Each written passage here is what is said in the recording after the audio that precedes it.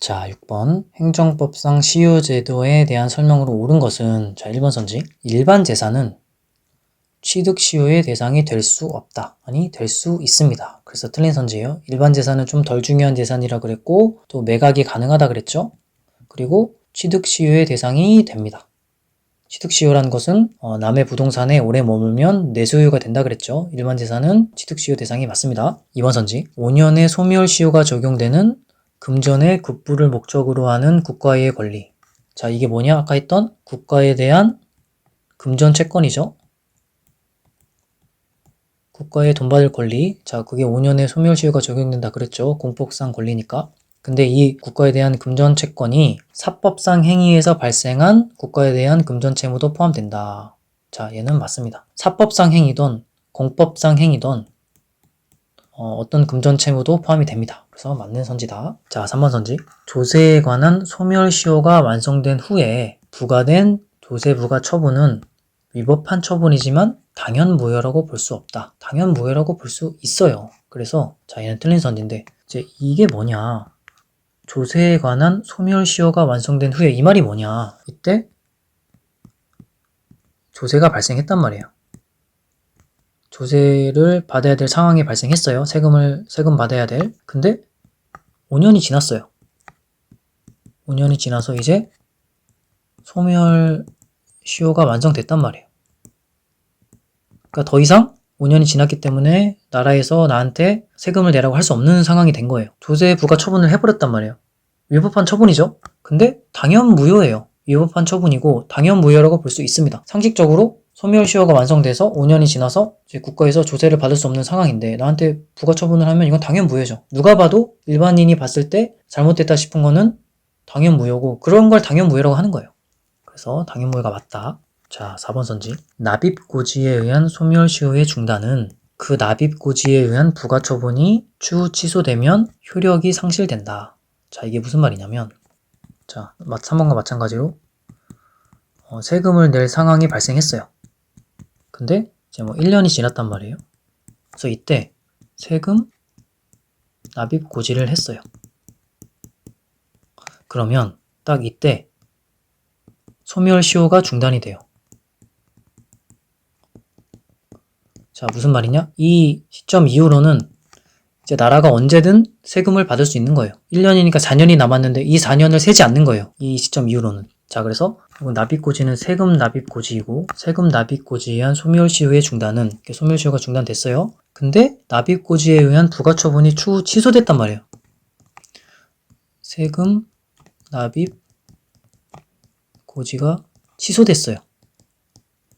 그러면 이때는 헤아리지 않는다고 쳐도 자, 이때부터는 4년을 헤아려야 되냐? 4년이 지나면 소멸시효가 발생하냐? 소멸시효가 완성되냐? 이걸 물어보는 건데 여기서는 효력이 상실된다 그랬죠? 이 말은 소멸시효 중단의 효력이 상실되냐? 즉, 이 세금 납입고지 취소한 이후로는 4년이란 기간을 헤아려야 되냐라고 물어보는 거예요. 근데 효력이 상실되지 않습니다. 자, 무슨 말이냐면 한번 세금 납입고지를 하면 세금 납입고지를 취소하더라도 계속 소멸시효가 중단이 된다는 거예요. 한번 세금 납입 고지를 하면 계속 언제든 나라는 세금을 받을 수 있다는 거예요. 그래서 납입 고지에 의한 부과처분이 추후 취소되더라도 소멸시효 중단의 효력이 상실되지 않습니다. 계속 소멸시효 중단이 유지되고 언제든 나라는 세금을 받을 수 있는 거예요. 그래서 틀린 선지다. 자, 답은 2번. 자, 해설하겠습니다. 옳은 것은 일반 재산은 취득시효 대상이 되고 행정재산은 취득시효 대상이 되지 않는다 그랬어요. 취득시효는 남의 부동산에 오래 머물면 소유권을 획득하는 거라 그랬고 행정재산은 도로, 하천, 문화재 같은 중요한 재산들, 공공의 이익이 되는 재산들 매각이 안 되죠. 그리고 일반 재산은 용도가 없는 재산, 좀 덜 중요한 재산들 매각이 되는 것. 자, 다음 2번 선지. 그래서 요거는 금전채권이라 그랬고 요 경우 사법상 행위에서 발생한 금전 채무도 포함이 된다고 했어요. 맞는 선지예요. 공법상 행위, 사법상 행위 모두 포함됩니다. 소멸시효는 이거 기억하시고 자, 3번 선지. 이건 뭐냐면 조세 소멸시효가 완성됐어요. 그러니까 5년이 지났단 말이에요. 5년이 지나서 더 이상 나라가 나한테 조세 부과 처분을 할 수 없는데 조세 부과 처분을 하면 이건 당연무효라는 거예요. 4번 선지. 요 선지에 대한 내용을 설명했으니까 이제 나오는 게 요거 두 개거든요. 세금이냐 변상금이냐 요걸 물어봐요. 자, 먼저 세금은 세금 부과처분을 딱 하면 세금 납입 고지나 세금 부과처분이랑 같은 말이에요. 하면 소멸시효가 중단돼요. 세금 납입 고지를 한 순간부터는 소멸시효가 중단되고 그 이후로는 계속 나라가 나한테 세금을 받을 수 있는 거죠. 그리고 소멸시효가 중단된 후에 또 부과처분을 취소한다고 해도 세금 부과처분에 대한 것을 취소한다고 해도 소멸시효 중단이 유지된다는 거예요. 소멸시효 중단 유지란 말은 계속 나라가 나한테 세금을 받을 수 있다는 거예요. 한번 세금 부과처분을 하기만 하면. 이해되시죠? 자, 소멸시효 중단이란 뜻은 나라가 나한테 세금 부과처분이 가능하다는 뜻이고, 소멸시효가 지났다는 뜻은 이제 부과처분이 불가됐다는 거죠. 소멸시효가 완성됐다는 거죠. 소멸시효가 지났다는 뜻은 이제 그럼 나라가 나한테 세금 부과처분이 불가하다는 거예요. 근데 이게 좀 헷갈리는 게 변상금이 또 나와요. 변상금 부과처분은 소멸시효가 항상 진행됩니다. 그러니까 5년이 이제 뭐 변상금을 내야 될 상황이 발생했어요. 그러면 무슨 일이 있던 간에 이 5년이 계속 세워진다는 거예요. 계속 세워진다는 거예요. 취소 소송을 해도 소멸시효는 계속 진행이 되고 부과처분을 하던 안 하던 소멸시효는 변상금의 경우는 항상 진행이 된다. 그리고 취소 소송 중에도 처분청의 직권으로 또 취소도 가능하다. 자, 이 문제가 나옵니다. 두 개 헷갈리죠? 좀 기억을 해두세요. 자, 다음 문제.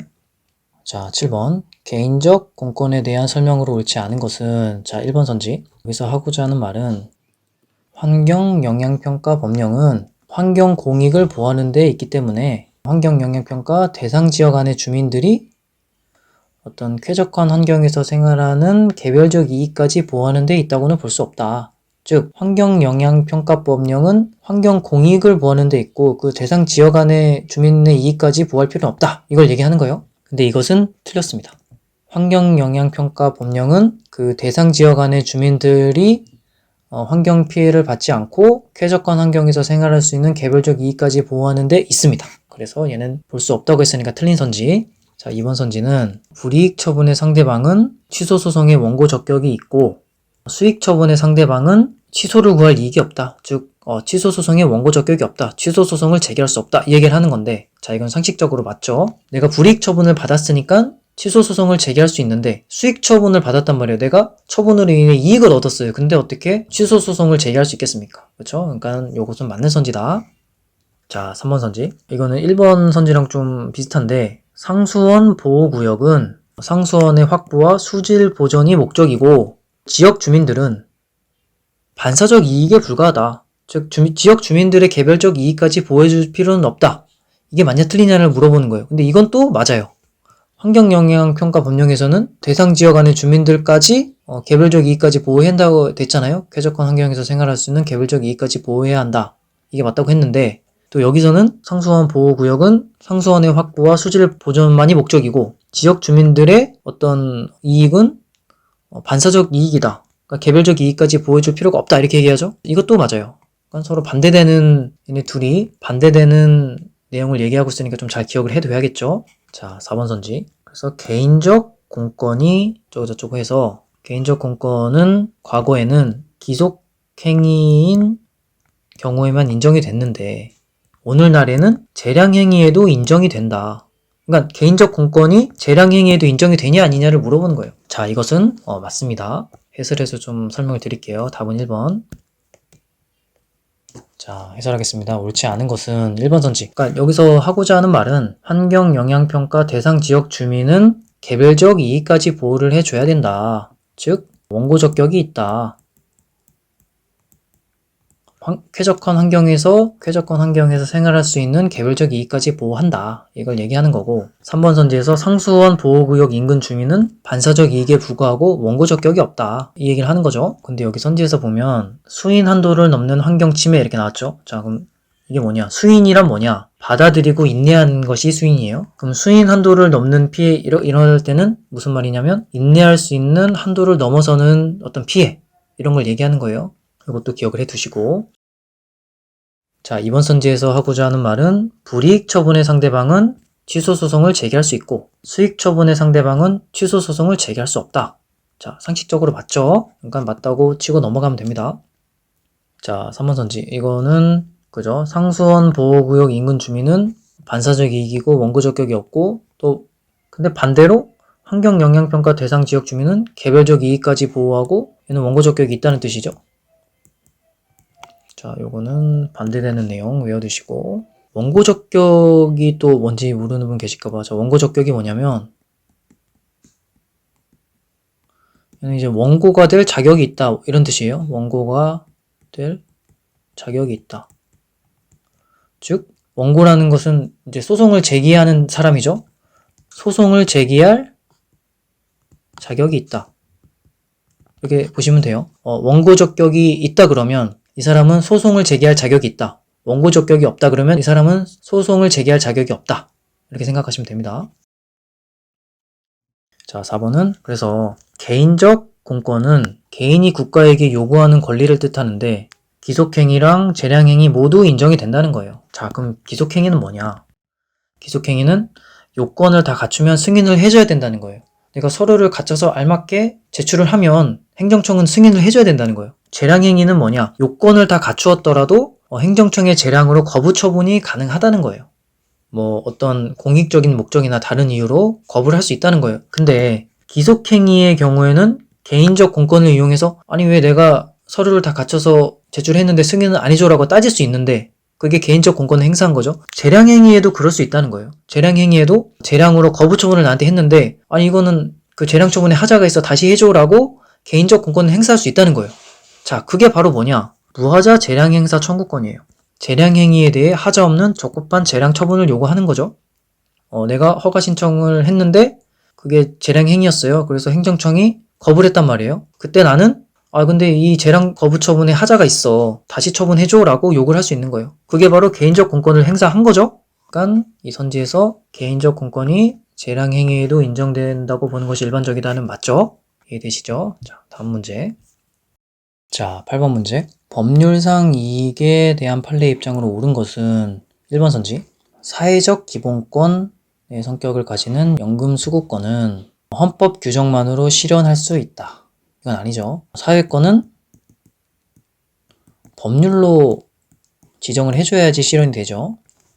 요거는 이제 사회 시간에 많이 배우셨을 거예요. 자유권은 헌법만으로 실현이 가능하고, 자, 2번 선지. 자유권적 기본권은 법률에 규정이 없다고 하더라도 직접 공권이 성립될 수 있다. 맞죠? 헌법만으로도 성립이 될 수 있는 거예요. 자, 3번 선지. 인허가 등 수익 처분을 신청한 여러 사람이 상호 경쟁 관계에 있다면 그 처분이 타방에 대한 불허가 등으로 될 수밖에 없는 때에도 수익적 처분을 받지 못한 사람은 수익적 처분의 취소를 구할 수 없다. 자, 이게 무슨 말이냐면 자, 어떤 인허가가 있단 말이에요. 그래서 A, B, C가 다 신청을 했어요. 이 세 사람이 경쟁해서 A가 선택이 됐단 말이에요. 그럼 이 B, C는 자동적으로 이제 불허가가 된 거예요. 이 사람이 허가가 되고 두 사람이 불허가가 됐어요. 자, 이런 관계를 경원 관계라고 해요. 관계를. 근데 이 B와 C에게 원고 적격이 있냐 없냐, 그러니까 취소 소송을 제기할 수 있냐 없냐, B, C가 이걸 물어보는 거예요. 근데 제기할 수 있습니다. 근데 여기서는 취소를 구할 수 없다고 했으니까 틀린 선지예요. 상식적으로 맞죠? 상식적으로 이 두 사람이 제기할 수 있겠죠? 내가 손해를 봤으니까. 다음 선지 4번 보면 환경영향평가 대상지역 밖에 거주하는 주민은 공유수면 매립 면허 처분과 농지개량사업 시행인가 처분에 무효 확인을 구할 원고 적격이 있다. 아닙니다. 자, 환경영향평가 대상지역 안에 주민은 있는데 밖에 주민은 없어요. 자, 그래서 얘는 틀린 선지다. 그래서 답은 2번.